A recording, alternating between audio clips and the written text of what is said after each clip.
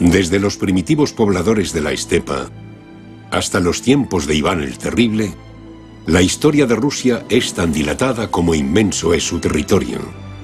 El relato que les vamos a contar abarca más de 20.000 años de esa historia.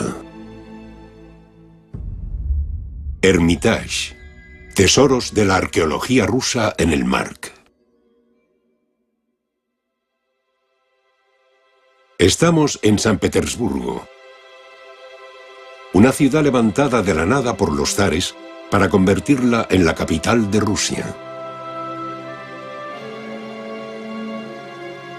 Como ciudad de nueva planta, destinada a contener los mecanismos del poder, la vida de la población giraba en torno al Palacio de Invierno.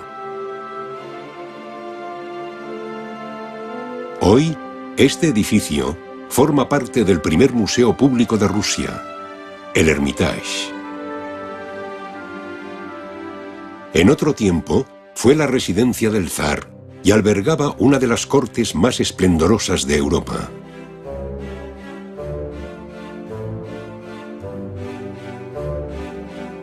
Aparte de las pinturas y las galerías de Rafael,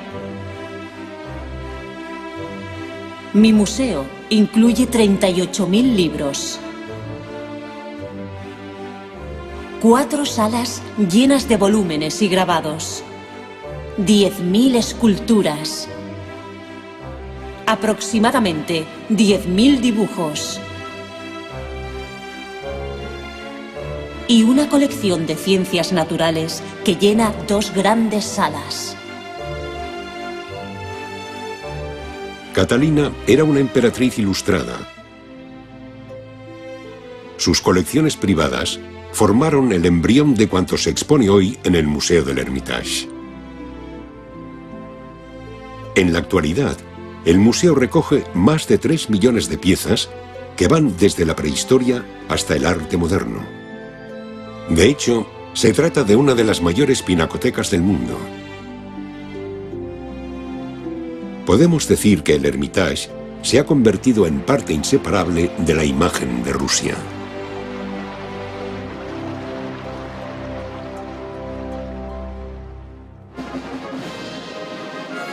De mutuo acuerdo, el gobierno ruso y el español declararon el 2011 como año dual España-Rusia.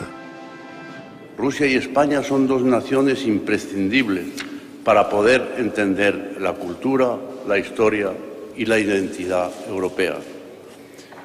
Tampoco la historia del mundo podría concebirse sin la impronta y las aportaciones de nuestros 2 grandes pueblos. Столь обширный и многогранный проект реализуется нашими странами впервые.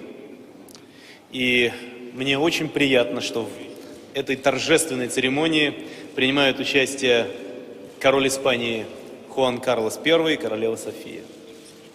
Для нас это большая честь. Parte del hermanamiento cultural entre ambos países fue la exposición en el Hermitage de una importante pieza arqueológica procedente del Mark, Museo Arqueológico Provincial de Alicante. Descubierta en el yacimiento romano de Lucentum, en Alicante, la pieza en cuestión representa una doble cabeza de águila. Un diseño único en la cultura clásica. Se trata del pomo de la espada que empuñaba con toda probabilidad la estatua de un emperador. Para los rusos, el águila bicéfala forma parte del escudo de su país.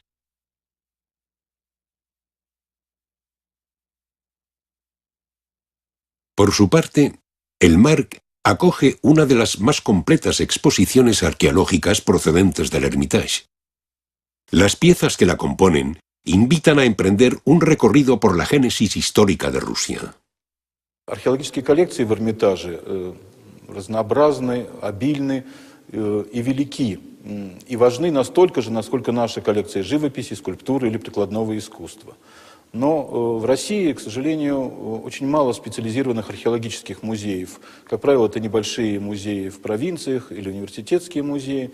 И поэтому нам, конечно, было интересно подготовить такую выставку, которая бы отразила все периоды и все эпохи развития древних культур на территории России и сопредельных территориях, и показать это в специализированном, хорошо подготовленном для этого музее, которым является МАРК.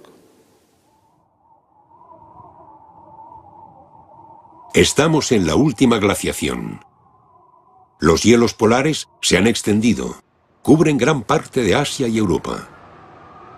Nuestra ruta comienza en la prehistoria, en tiempos del Paleolítico Superior, hace unos 25.000 años. Mucho tiempo antes de ese momento, la humanidad había abandonado su hogar en África. Desde allí se había esparcido por el mundo. El territorio de la Rusia que hoy conocemos era una encrucijada de paso en el camino hacia Europa y el centro de Asia. Esta condición de frontera entre dos continentes iba a marcar toda la historia rusa.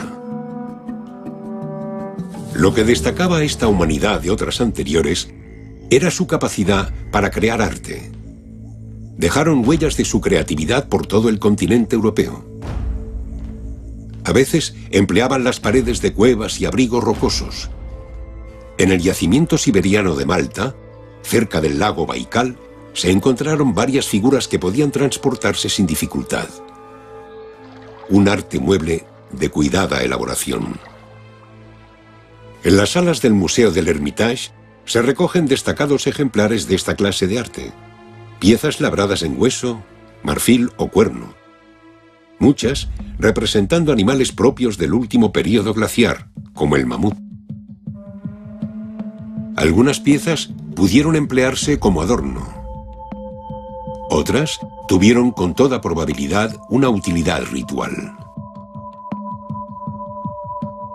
Dentro del arte prehistórico, las llamadas Venus paleolíticas ocupan un lugar especial.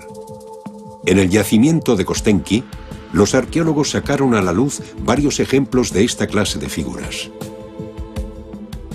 La Venus de Kostenki representa a una mujer de formas voluptuosas, como un ama de cría.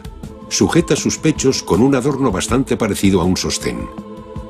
Esta estatuilla pudo reflejar el deseo de maternidad y supervivencia de una humanidad donde la mortalidad infantil era alta, y muchas mujeres no sobrevivían al parto. Aunque difieren en su aspecto, tanto la Venus de Kostenki como esta, descubierta en el yacimiento siberiano de Malta, nos ofrecen la imagen primitiva de una gran madre, una entidad garante de vida y fecundidad. Del mismo modo, muchos de los petroglifos del lago Onega, al noroeste de Rusia, pudieron tener un simbolismo, en este caso lunar o solar. Más de 20 kilómetros de costa aparecen grabados con centenares de estos diseños.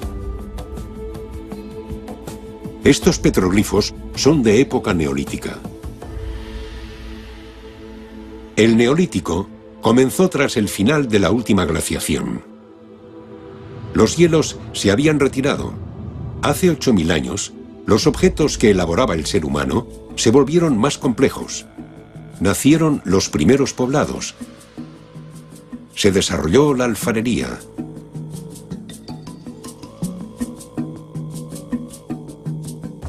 La causa de estos cambios fue la aparición de un nuevo modelo de economía, basado en la agricultura y la ganadería.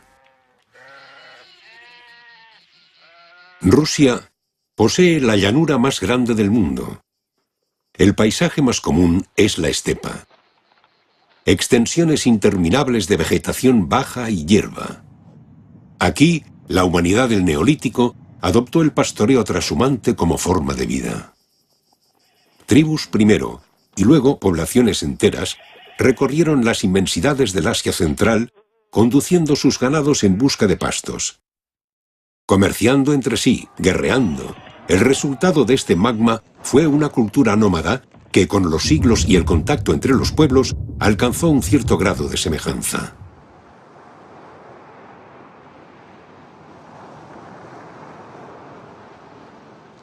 Piezas como las que contemplamos fueron sepultadas en las tumbas de los caudillos tribales. Sus sepulcros se esparcen por toda la estepa y siempre presentan la forma de un túmulo.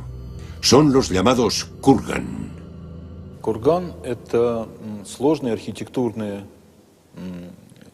сооружение, которое строилось в древности из камня, из земли, иногда даже с деревянными конструкциями. И сооружалось это над могилой, над захоронением, которое производилось в земле. То есть курган – это часть погребального комплекса, часть могилы того или иного человека. Иногда в готовый курган совершали захоронения люди последующих эпох. И таким образом курган мог содержать в себе десятки, а иногда и многие десятки погребений от самой ранней эпохи бронзы до эпохи Средневековья. Gran parte de lo que sabemos del pueblo escita se descubrió en las tumbas de sus reyes.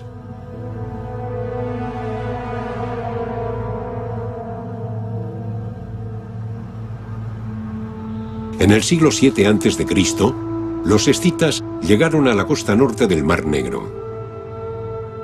Procedían de Asia Central y viajaban con todas sus propiedades y familias. Los escitas fueron el primer pueblo nómada de importancia que invadió el sur de Rusia. Allí fundaron el reino de Escitia. Los escitas conocían la cría de caballos, eran cazadores y pastores en constante movimiento, grandes jinetes y temibles arqueros. Sus tribus actuaban como verdaderos ejércitos con los que devastaron amplias zonas de Asia. El escita bebe luego la sangre al primer enemigo que derriba. Y a cuantos mata en las refriegas y batallas les corta la cabeza y la presenta después a su soberano. Infeliz del que ninguna cabeza presenta, pues no le cabe parte alguna en el botín, del que solo participa el que las traiga. El historiador Heródoto era griego, y para los antiguos griegos, todo aquel que no hablara su lengua era un bárbaro.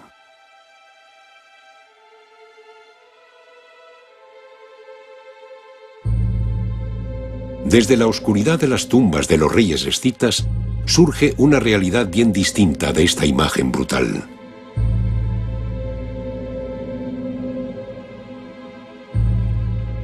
Este peine de oro, enterrado junto a un monarca, da fe del gusto escita por el arte.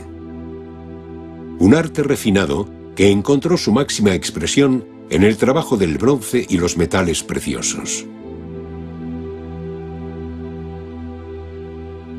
Las joyas escitas recogen motivos propios de la vida nómada en la estepa, pero sobre todo representan animales, como el ciervo de gran cornamenta, objetos que trataban de atrapar la esencia de la bestia cuya protección mágica se buscaba.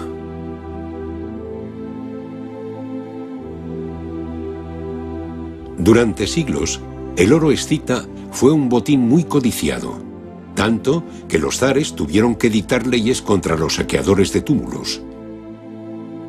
Sin embargo, muchas de las obras recuperadas de estas tumbas reales no son del todo escitas. La figura de este jinete, por ejemplo, lleva un casco griego, no escita. Casi al mismo tiempo que llegaban los escitas, lo hacían también los griegos. La ciudad griega de Mileto fundó varias colonias en la costa del Mar Negro. Su objetivo era explotar los recursos minerales y agrícolas de la región, monopolizar el hierro y el comercio de los cereales.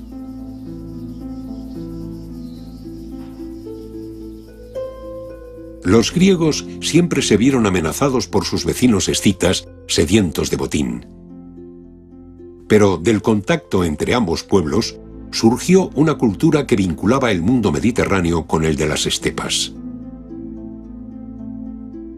Obras de arte griegas, como las expuestas en el Hermitage, pueden encontrarse desde la península ibérica hasta los túmulos funerarios escitas. Orfebres griegos elaboraron joyas al estilo escita. A raíz de su contacto con los griegos, los escitas comenzaron a abandonar sus costumbres nómadas. empezaron a practicar la agricultura.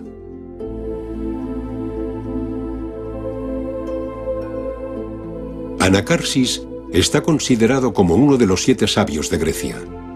Sin embargo, en la estepa se le conocía como el hermano del rey de Escitia. Anacarsis era un filósofo que viajó a Atenas para impregnarse del mundo griego. A su regreso a Escitia, Anacarsis fue asesinado por su hermano. Del mismo modo, los escitas se vieron sometidos por otro pueblo nómada, los sármatas. Tiempo después, al norte y oeste del Mar Negro, surgió el reino del Bósforo. Abarcaba el territorio de las antiguas colonias griegas. Hostigadas por las tribus de las estepas, estas prósperas ciudades terminaron por depender de potencias extranjeras. Se convirtieron en protectorado de Roma. Sin embargo, el destino del reino del Bósforo y el del imperio estaban escritos.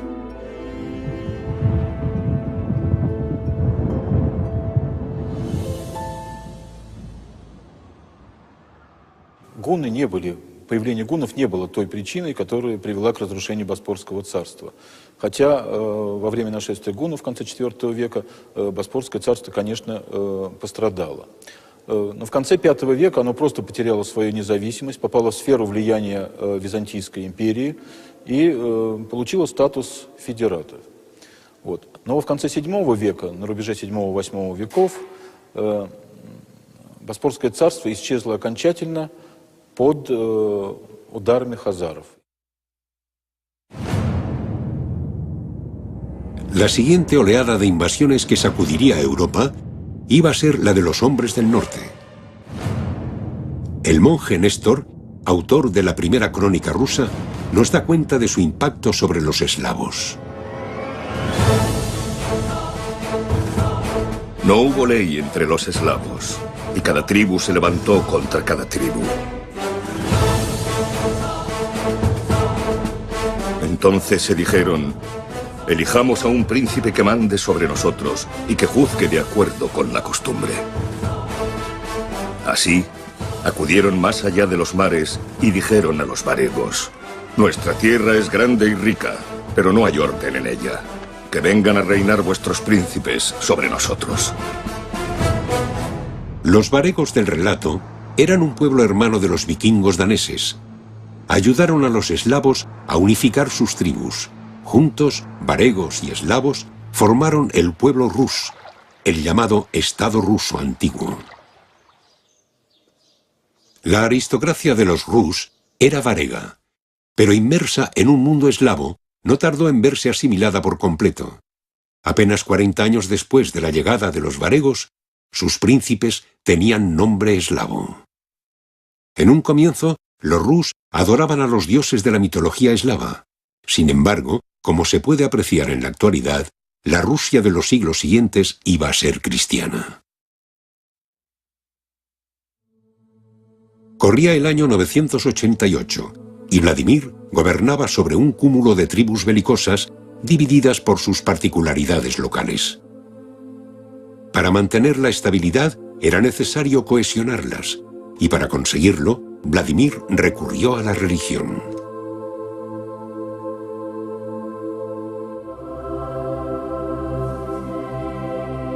La conversión de sus dominios al cristianismo ortodoxo ofrecía además otras ventajas. Sirvió para estrechar lazos con Bizancio, el gran imperio ortodoxo de la época. Poco antes de ordenar la conversión de su pueblo, Vladimir había celebrado un matrimonio de Estado con la hermana del emperador.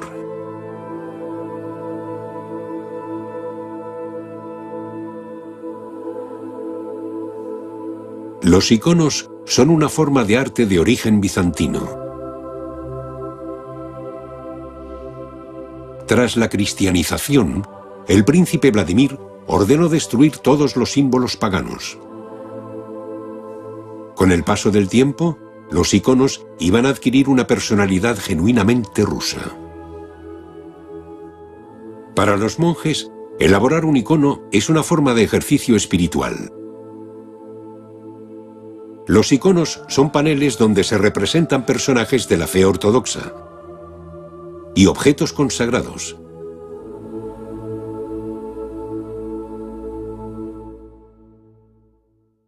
A lo largo de 2 siglos, hubo 83 guerras civiles. Dentro de la antigua Rusia, cobraron fuerza demasiados principados independientes.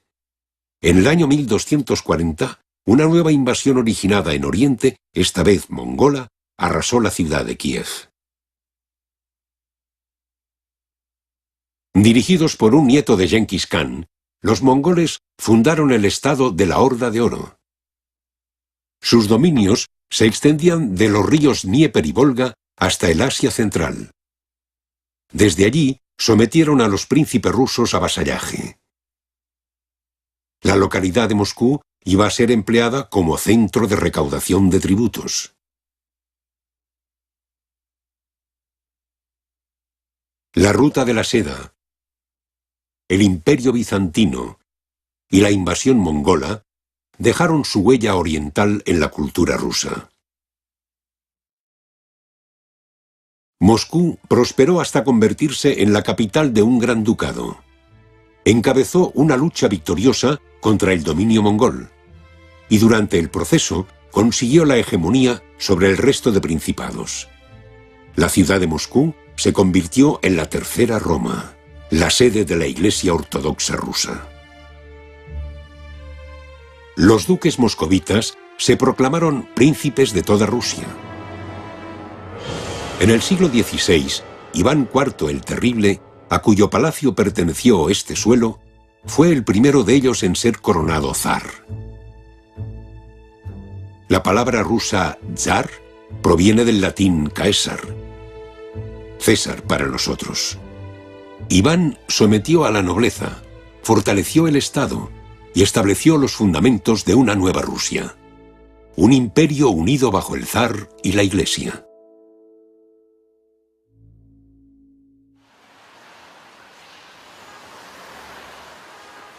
Nos encontramos en San Petersburgo, la ciudad donde comenzamos nuestra andadura.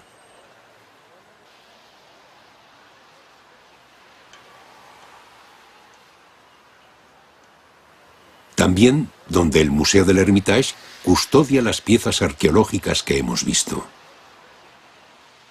A través de ellas, hemos descubierto los pueblos que han contribuido a la formación de Rusia.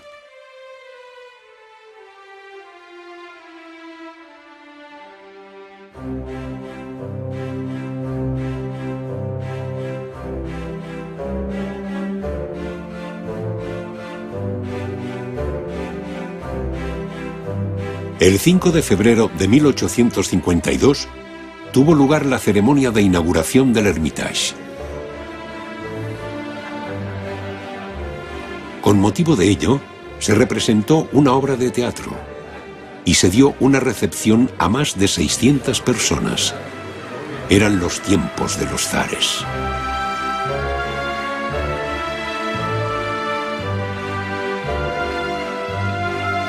Lo fastuoso de aquella celebración carece de relevancia.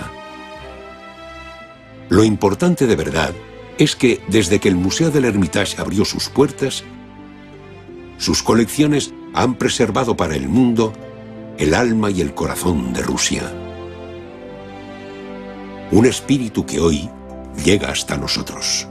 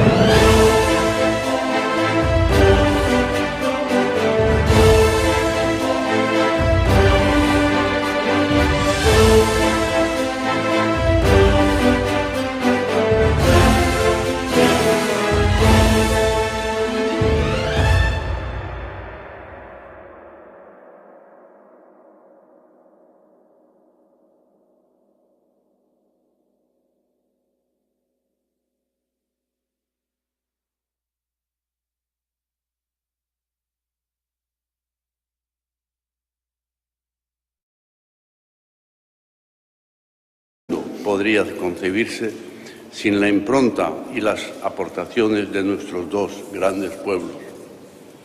Столь обширный и многогранный проект реализуется нашими странами впервые. И мне очень приятно, что в этой торжественной церемонии принимают участие король Испании Хуан Карлос I и королева София.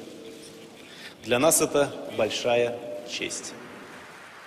Parte del hermanamiento cultural entre ambos países fue la exposición en el Hermitage de una importante pieza arqueológica procedente del MARC, Museo Arqueológico Provincial de Alicante. Descubierta en el yacimiento romano de Lucentum, en Alicante, la pieza en cuestión representa una doble cabeza de águila.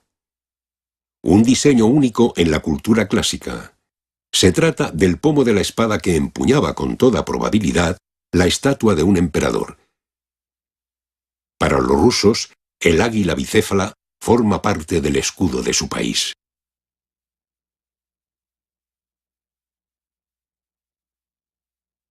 Por su parte, el MARC acoge una de las más completas exposiciones arqueológicas procedentes del Hermitage. Las piezas que la componen invitan a emprender un recorrido por la génesis histórica de Rusia. Археологические коллекции в Эрмитаже разнообразны, обильны и велики, и важны настолько же, насколько наши коллекции живописи, скульптуры или прикладного искусства. Но в России, к сожалению, очень мало специализированных археологических музеев. Как правило, это небольшие музеи в провинциях или университетские музеи. И поэтому нам, конечно, было интересно подготовить такую выставку, которая бы отразила все периоды и все эпохи развития древних культур на территории России. Ilustrada. Sus colecciones privadas formaron el embrión de cuanto se expone hoy en el Museo del Hermitage.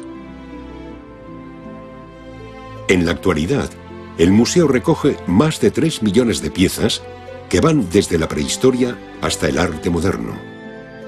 De hecho, se trata de una de las mayores pinacotecas del mundo. Podemos decir que el Hermitage se ha convertido en parte inseparable de la imagen de Rusia.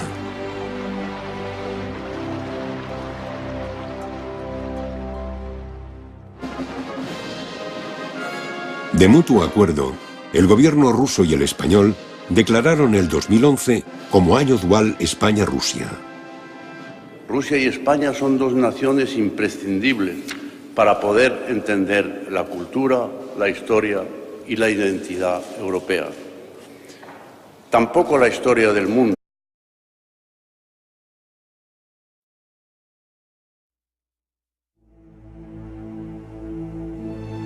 Desde los primitivos pobladores de la estepa hasta los tiempos de Iván el Terrible, la historia de Rusia es tan dilatada como inmenso es su territorio. El relato que les vamos a contar abarca más de 20.000 años de esa historia. Hermitage, tesoros de la arqueología rusa en el MARC. Estamos en San Petersburgo, una ciudad levantada de la nada por los zares para convertirla en la capital de Rusia. Como ciudad de nueva planta, destinada a contener los mecanismos del poder, la vida de la población giraba en torno al Palacio de Invierno. Hoy, este edificio forma parte del primer museo público de Rusia, el Hermitage. En otro tiempo, fue la residencia del zar y albergaba una de las cortes más esplendorosas de Europa.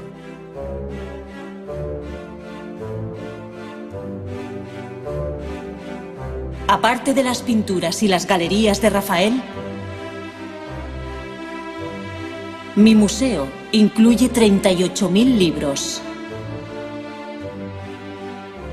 4 salas llenas de volúmenes y grabados, 10.000 esculturas, aproximadamente 10.000 dibujos, y una colección de ciencias naturales que llena 2 grandes salas. Catalina era una emperatriz